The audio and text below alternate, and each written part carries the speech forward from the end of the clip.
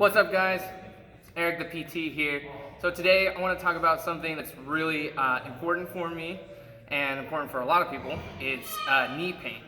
So I'm not talking about people who, if you have knee pain, just come up randomly and you're not like working out or not doing like squats and things like that. Obviously, see your doctor if your knee just starts to flare up for no reason, or if you're like, running and stuff like that.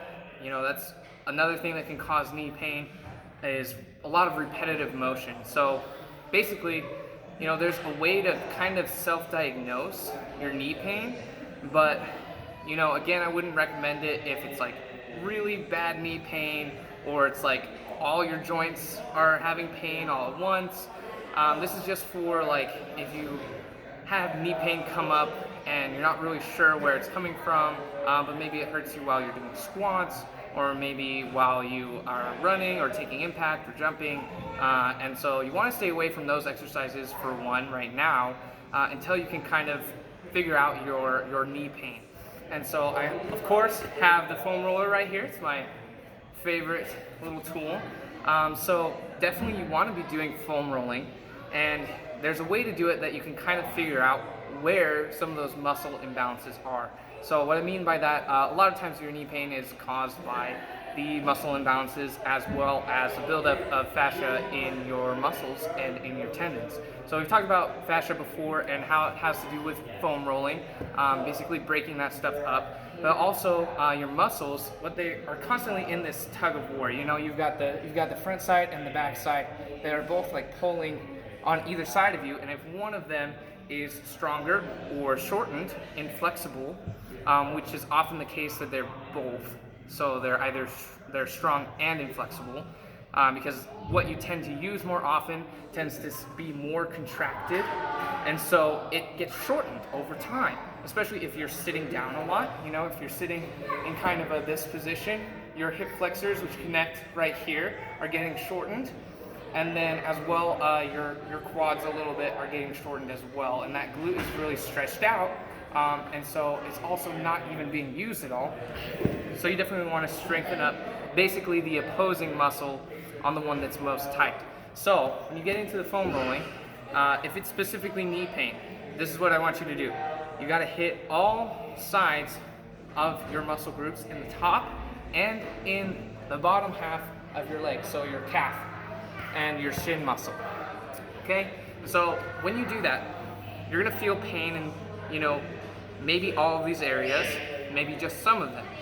But where you feel kind of the most pain and when it feels really, really tight, that's gonna be the main issue. That's gonna be the one that you wanna stretch out. And then you're gonna work out so that you work the other side.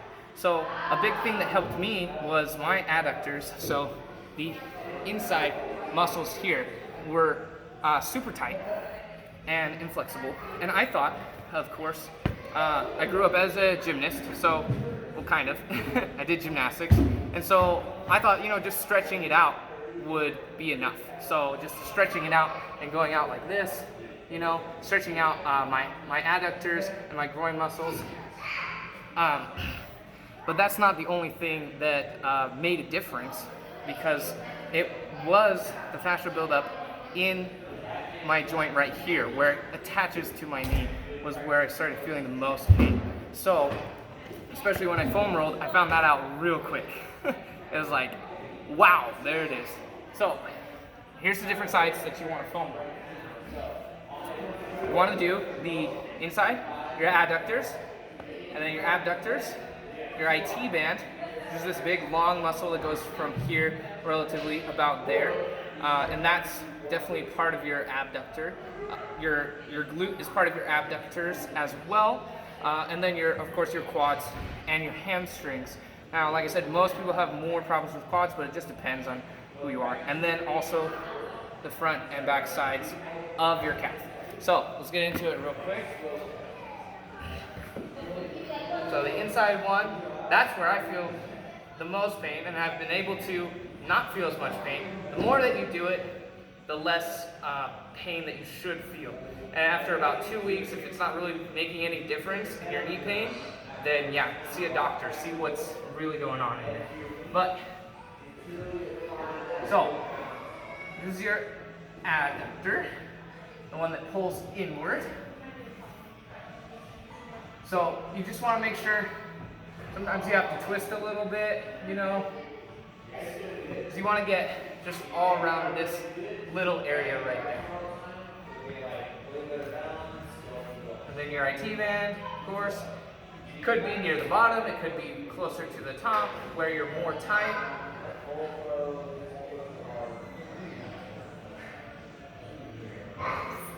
If you do a lot of impact or jumping, it's probably near where your knee is at, your quads where they connect to your knee.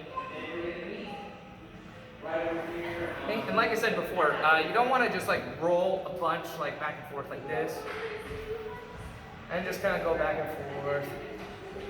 No, find the spot that's the worst, lay it on there, and then relax. Try to breathe in and out to let your muscles relax. Because if they tighten up, then you're really just making it worse, going in the opposite direction that you want.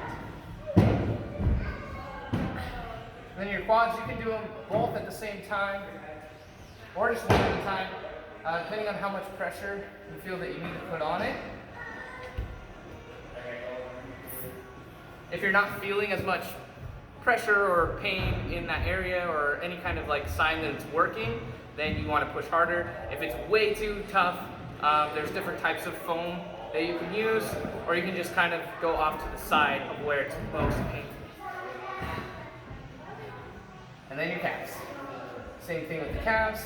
You want to roll this way and this way so you can see which side of the calf it's on, and just hold it there for 30 seconds to a minute. And then the front side. This is where it gets interesting.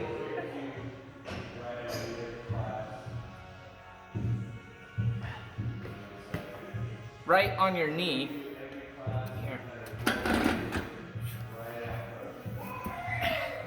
So your knee joint, right here, is where some of your tendons connect to your calves, and your anterior tibialis muscle right here connects up here, and so it's underneath this little patellar sheath right here, and that's the little thing that moves right there, that little bone that you can find. So you want to hit these sides as well when you're doing the foam rolling, because the fascia doesn't just build up in the muscles, but it also builds up in the tendons, the Golgi tendons, and where it's kind of around it and everything. So it tends to get hard and stiff because it's trying to protect you, you know? So you want to be able to hit those areas, and again, whichever one feels the most painful, make sure that you don't do it too rough, but that is the spot that you want to focus on most. And then you want to work the other side in your workouts. So a lot of people, if it's your quads, you know, you want to be doing hamstring curls and things like that. There's abductor and adductor machines for that, or you know, you can have exercise bands and be able to hit the same areas. Just basically, you know, if it's on this side, you need to be going that way with your workouts, kicking your leg out and strengthening up the other side while at the same time kind of stretching out the inside. So those are basically my best tips for knee pain. You want to stop doing like squats and things like that, definitely, until you start to feel like no knee pain. And definitely, like, if you're feeling any knee pain while you're not exercising or anything like that, then see a doctor. And if you are feeling some while you exercise, maybe it's mild, you know, you can try these things at home, and if they start to show a difference, then let me know. I'd love to hear it. And yeah, I'll see you next time. Keep going strong, guys.